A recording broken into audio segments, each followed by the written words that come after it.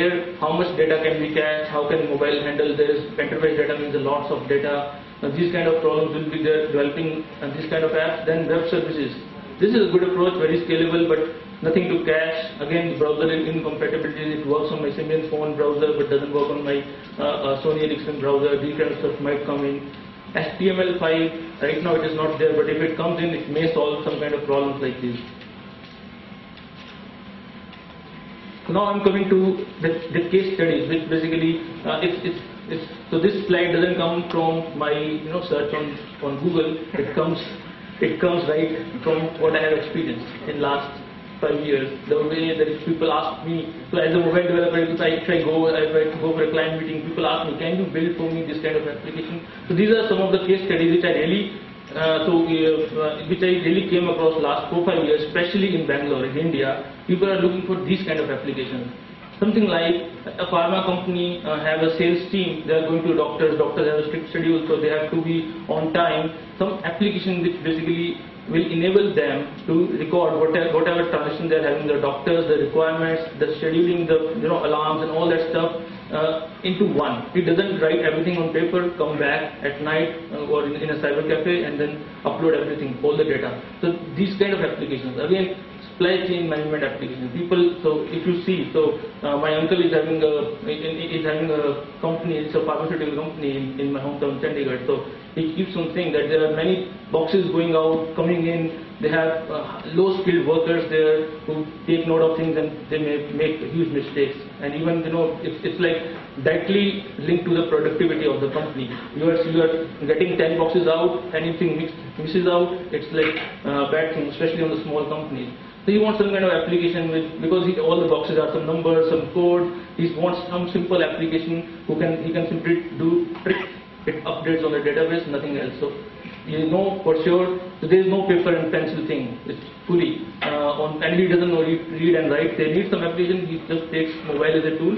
So if you have seen Abhishek Bachchan ads right now for idea, so these are basically these kind of small companies which ask for these kind of applications, which are also enterprise applications. It's not like very hi-fi, fancy application, which will be talking to your very good. I will come to a slide which will complexity of an enterprise application. But these are also small applications, which the small companies here in Bangalore or the entrepreneurs or the independent mobile developers, they can target because they don't need such complexity as a big company enterprise application needs that. Again, a very simple example.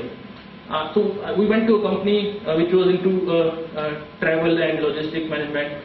They want a kind of a solution that they have linked up with all travel agents. They say people are all around in India, and whenever you go to our website, people give a query, I want to go to Goa for a week.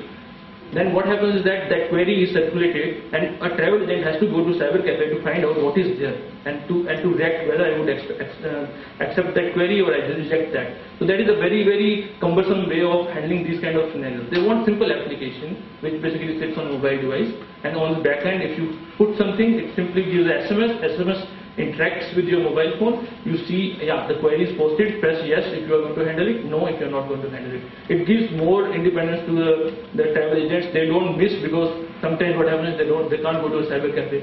These kind of small things are there which we can basically put in our effort and create this kind of application for these kind of small companies. These for me are also enterprise applications. It's not only targeting very high-fi full fundu applications, but yeah. So one question about the previously in this first case study which you talked about, the pharma company employee going to see a doctor or pharmacist and taking the order and all. Typically, I mean, a medical rep, when he goes to meet a doctor, he gets ranging from anywhere from 1 minute, after waiting for about 2 hours, he gets 1 minute to 5 minutes of slot to see the doctor. If he goes with a gift, he gets 10 minutes. So in that, he needs to take orders. He needs to appraise the doctor about the medicines, whatever the launches, schemes and all that. Given all that, do you really suppose the enterprise apps are today at a level, and the devices, the usability of the devices are at a level where paper and pen can be replaced by it?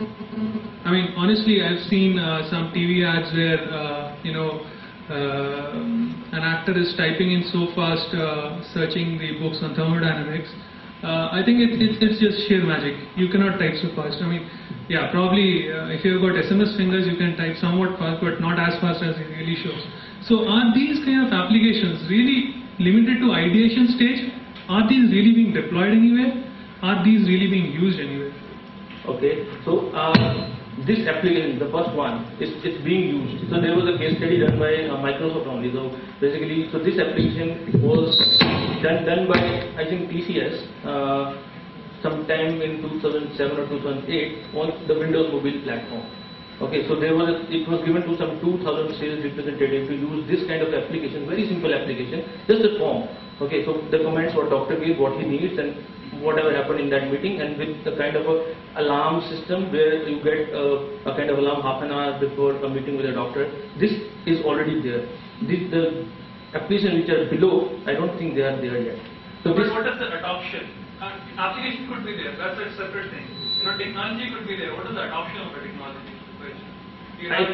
I think the adoption. So right now, I tell you my real experience with the third one, a travel agent thing. Okay, so adoption. The problem was this was the requirement. Okay, the problem was that the company didn't want to give expensive Blackberries or expensive Windows Mobile phones to their travel agents. They don't have that kind of tight income.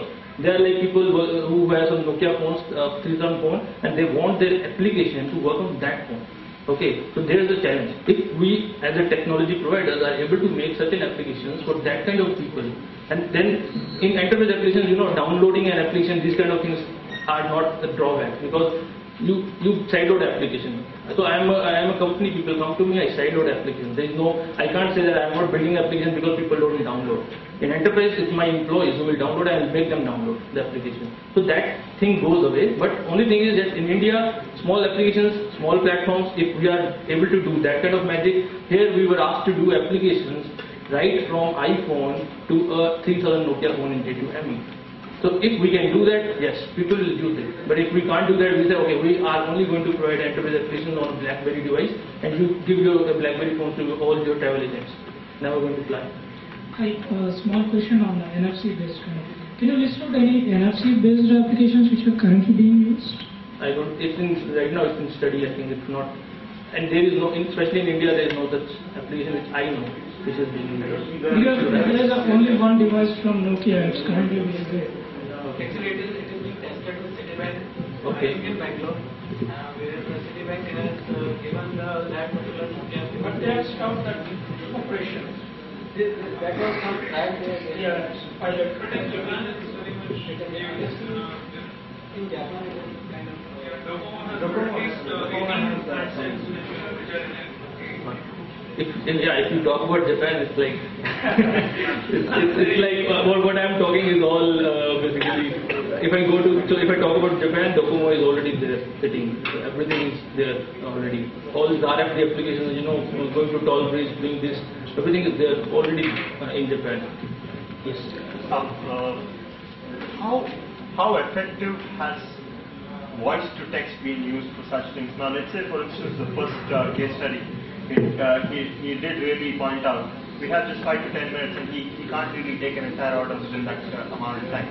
He probably could have used a voice to text based system wherein he can record whatever the doctor is saying, and that probably would be verbatim, maybe not on the database, but verbatim be on the text, which could later be would be back office to a data in this one. So how efficiently is sound to text being used in terms of enterprise applications as of today? Yes, so I have seen that this sound to text or maybe a sound recognition techniques working on impact tones, where I sing a song and then get a song, or they are working on Google search, new application from Google search. It works very nicely if you simply talk and then it fetches. It's very correct also. But yes, we can use that, but I don't know what will be the effectiveness, whether it will be very effective, because if we still with the technology, this voice recognition technology should be robust. It should be like, for especially for people who are in India, they are like multilingual, especially in these kind of travel agents. In Karnataka, they will be different. In Punjab, they will be speaking totally different. Okay, so that kind of thing may hamper especially these kind of technologies in India. But yes, yeah, but in terms of pharma company, most of the doctors and this one, because they talk a lot of